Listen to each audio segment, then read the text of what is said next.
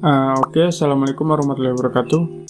Di video kali ini saya bakal bagiin cara saya setting fokus biar nggak kabur atau blur saat perekaman video di aplikasi Open Camera. Contohnya kayak video ini.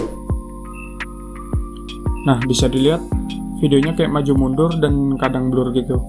Apalagi pas ngerekam objek sambil bergerak kayak gini, fokusnya bakal nggak karuan.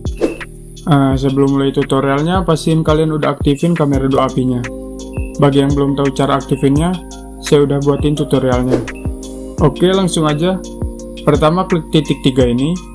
Nah, di bagian atas ini ada beberapa pilihan mode fokusnya. Nah, di sini kita pilih yang mode manual. Kenapa mode manual? Karena di mode ini kita bisa atur sendiri mau gimana dan di mana kita naruh titik fokusnya. Di mode ini kita bisa atur ke jarak dekat, menengah, atau mau ke jarak jauh, itu bebas mau kita dan semampu HP kita. Dan pastinya fokusnya udah kekunci dan gak bakal ada lagi blur saat perekaman video. Jadi video kalian bakal anteng fokusnya kayak gini.